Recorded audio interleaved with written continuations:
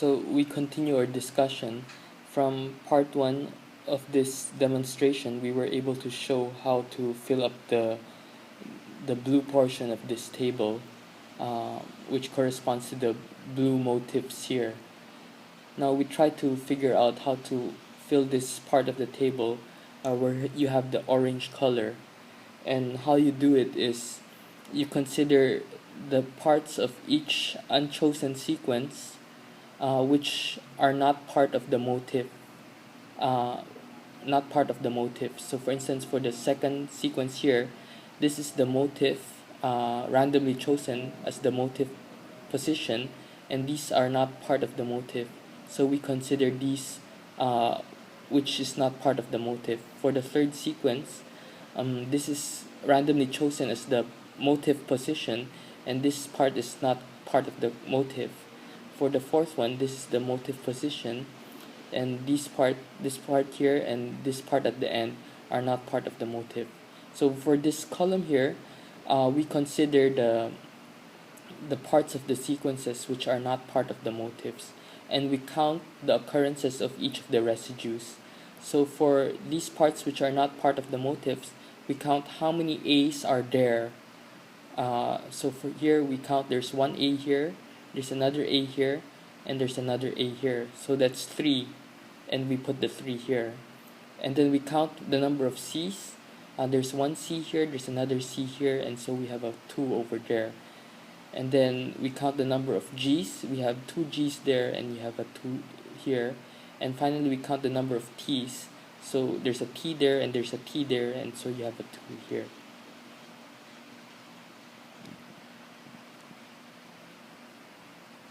Okay, now once we have the table of counts, the next thing we do is we try to somewhat get the probability of the occurrences of a residue in a given motif position. Remember, these numbers here refer to the motif position. Position 1 in your motif, position 2, position 3, position 4, etc. And so these numbers here represent some kind of probability that a certain residue will occur on that given position. So how do we do this? In its most simplest case, we just sum all of these numbers here. For instance, for the first position, we just sum all of these numbers here, and then we divide each of these numbers here by the sum. But there's a problem here if we do that. So what I'm saying is that you just sum all of the numbers here, and then for each of this position we divide the numbers here by the sum. So that's 0 over 3, 0 over 3, 2 over 3, and 1 over 3. But the problem with that is this would result to probabilities that are 0, and later on you'll see that we don't like that to happen when you have 0 probabilities, because they tend to give 0 probabilities, and that's the end of the story. And we don't like that to happen because sometimes you would expect some kind of deviation from and sometimes you really don't get 0 probabilities, even though especially you don't get 0 probabilities even though the probabilities are 0 theoretically. So what we do here is, instead of getting 0 probabilities, we somewhat use a technique here, and we insert what we call pseudo counts. So for each of these residues here, we assign a pseudo count. And so in this case, we assign this bj here is the pseudo count. For each of these residues, we assign a pseudo count of 0.5, but it could have been a different number, like say 1 instead of 0.5. So here the pseudo count for A is 0.5, C 0.5, G 0.5, and T 0.5. So remember, this is just a arbitrary number. It can be any other number. And then the capital B here stands for the sum of all the pseudo counts. So since we assign a pseudo count of 0.5 for each of these residues, and we have 4 of these residues, then 0.5 times 4 will give you 2. So this capital B here is simply 2. So for the first number here, this is 0.1. How did we get this? It's simply 0, which stands for this 0 here, plus the pseudo count from this B over here. The 0 here stands for the count.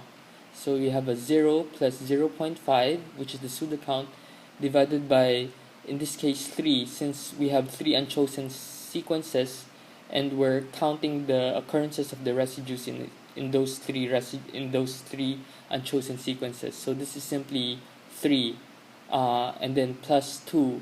The 2 here stands for the sum of the pseudo counts, as explained a while ago. So here we get a 0.1, and which is the number shown here. And then you can do the same thing for the others here. Like for instance, if you have a 1 here, let's try to solve for this one. This one was obtained, this 0.3 was obtained by this 1 here plus 0.2. It's this 0.3 is obtained by 1 plus 0.5 divided by 3 plus 2, and ideally you should get 0.3 there. So it's 1 corresponding to the count of C in the 7th position, plus 0.5 divided by 3 plus 2. It should give you 0.3. Okay, so once you fill up this table here, which corresponds to the frequency counts or the probability that these residues will occur at the given positions in your motif, the next thing is we try to account for the background frequencies, and how you sum this, how you obtain this. In the most simplest case is simply you just divide each of these numbers by the sum of all of the numbers in these sequences. Like for instance, to obtain this number here, it's simply 3 divided by the sum of this one, 2 divided by the sum of these numbers, 2 divided by these numbers here, and 2 divided by the sum of these numbers. But again, we do not like to obtain 0 probabilities because it would mess everything up, and we would always get 0 probabilities all the time, because later on you'll see that the probabilities will be multiplied against each other, and if you have a 0 probability, then if you multiply a non-zero probability by a 0 probability, then it would end up with a 0 probability product, and you don't want that. So in that case, to avoid 0 probabilities, we introduce the pseudo counts.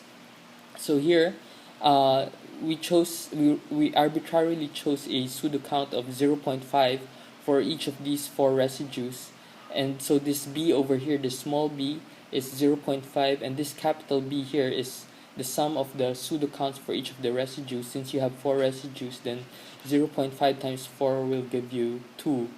And so to get this sum here, this probability here, it's just simply 3, which is this number here, plus the pseudo count for A, which is arbitrarily chosen to be 0.5, divided by 9, which is the sum of all of these. 3 plus 2 will give you 5, plus 2 will give you 7, plus 2 will give you 9, plus the 2 over here, which is the sum of the pseudo counts.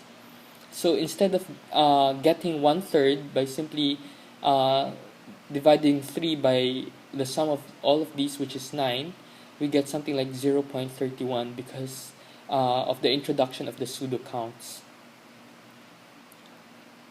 Okay, and then after doing that for letter A, we do the same for we count the we try to obtain the frequency count or the probabilities, the background probabilities for each of the residues, for C, for G, and for T. So for C here, it's simply 2 plus 0.5 divided by 9 plus 2, and it will give you 0.23.